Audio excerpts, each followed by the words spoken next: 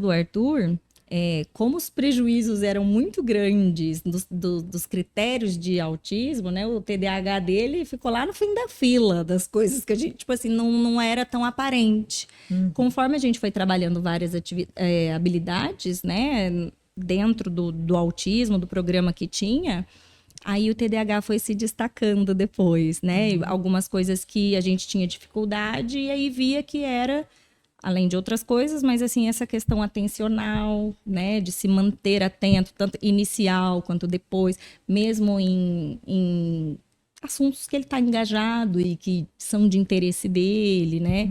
E que comprometia todo um encadeamento de respostas, né? Então, assim, errava várias atividades, não porque não tinha a compreensão cognitiva para aquela atividade, mas porque pulava etapa, porque não teve paciência de focar. Paciência, assim, gente, tô falando leiga, né?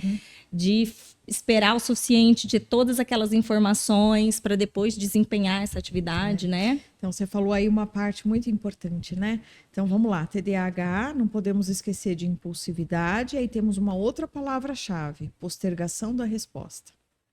Para o TDAH é muito custoso ele esperar, ele postergar a resposta.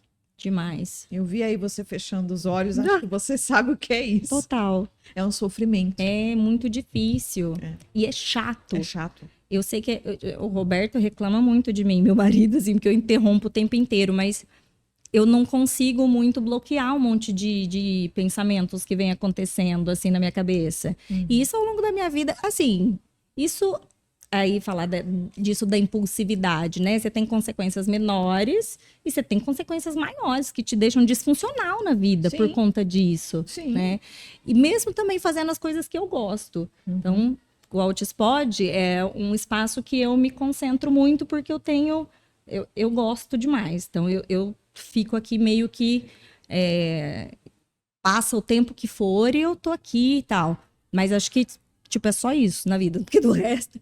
E já teve muitas vezes, assim, de eu estar dando palestra, e aí eu tô dando a palestra e um amigo entrou. E eu paro a palestra e dou oi. Tipo, não é nada demais, porque eu tenho esse meu jeito, mas não é intencional. Não é, tipo, vou dar oi no meio, interromper, né?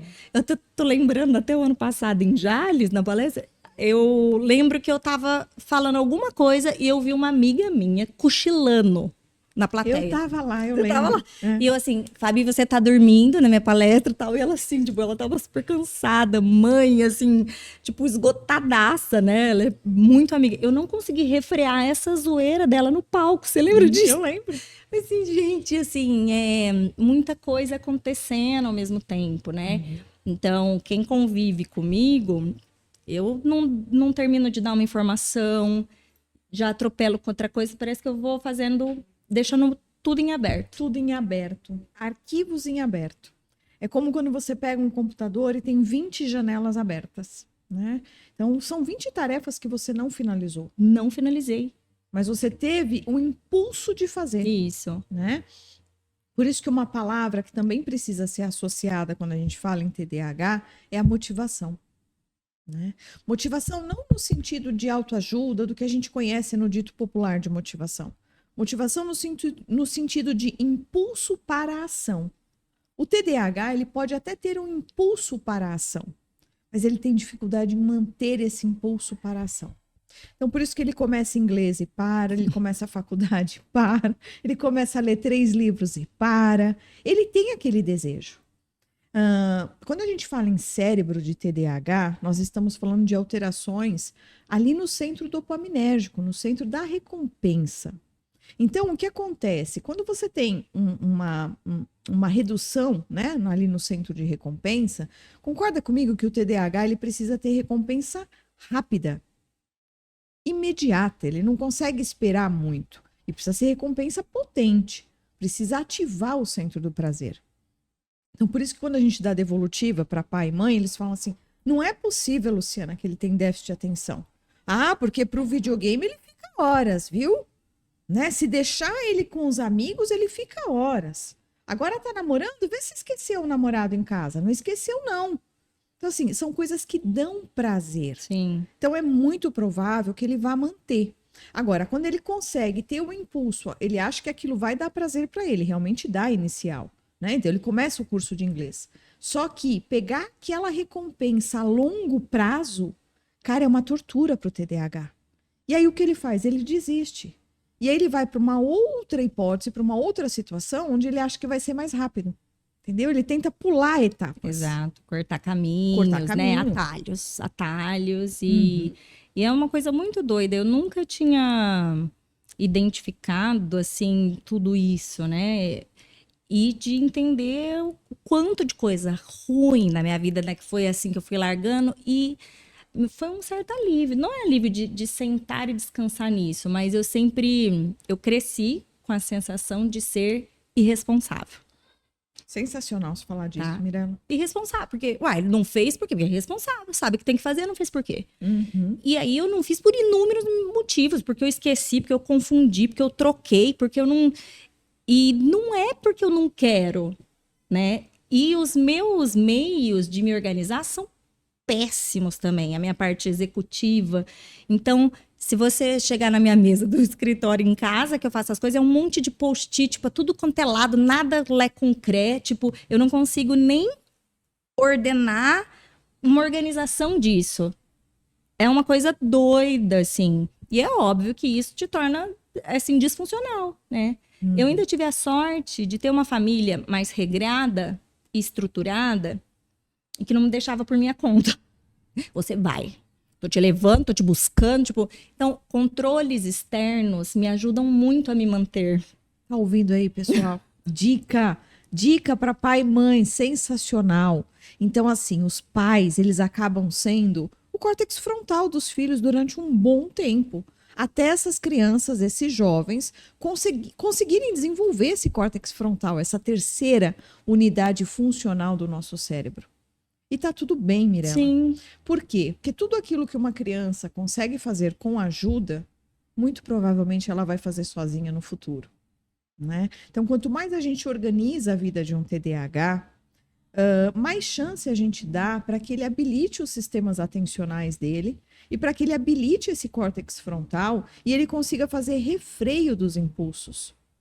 E, gente, nós estamos falando num comprometimento que está ali no meio do cérebro, né? Nesse centro dopaminérgico, no sistema de recompensa, prazer, manutenção, mas nós também estamos falando num comprometimento de córtex frontal, né? Onde a gente não fala só numa função, a gente fala em funções executivas. Então, olha o que está comprometido: controle dos impulsos, verificação da ação, né? Então, você não tem noção do que você fez? Não.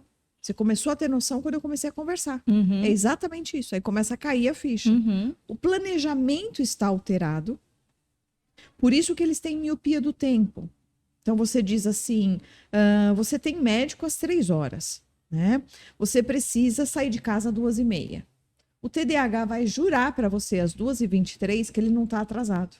Mas é só 2h30 que eu tenho que sair.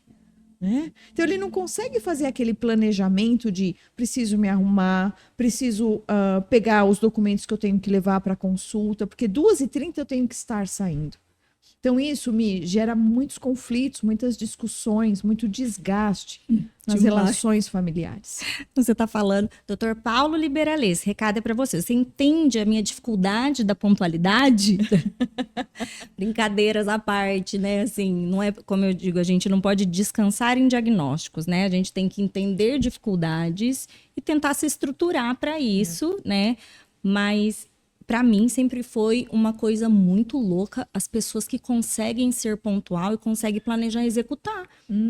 Planejar até eu planejo mais ou menos ali, mas realmente isso de miopia do tempo eu achei que, nossa, que incrível, caiu como uma luva, uma falta de noção do que cabe num dia. Sim. De assumir 80 compromissos, sair sempre assim, você acorda cedo para se atrasar com calma. Essa sou eu. É exatamente isso. Eu acordo bem cedo para me atrasar com muita calma. Eu não sei o que eu faço, que eu tô sempre atrasada, mas eu sempre acordei cedo, comecei a planejar e me perdi. Exatamente. Tô sempre catando cavaco nos 45 segundos do tempo. É um negócio muito louco. E, de novo, irresponsável, né? É. Então, sei lá, na minha vida escolar, eu fiz prova surpresa a minha vida inteira, praticamente. Sempre surpresa.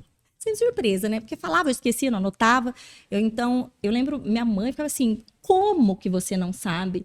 Todo mundo sabia. Não, mas eu não sabia mesmo, fiz prova surpresa mais uma vez. Tipo, eu não entregava a tarefa nos dias que tinha para entregar. Eu não lembrava, assim, era uma coisa muito doida. Isso foi ao longo da minha vida. Então, eu comecei a ir mal em parte da escola e, e aí, de novo, irresponsável e incompetente. Todo mundo entregava, por que você não entregou? Todo mundo entregou, organizou melhor, eu fui fazer no último minuto, entreguei igual o meu nariz, um belo projeto, de nada. Então, eu fui fazendo isso, né?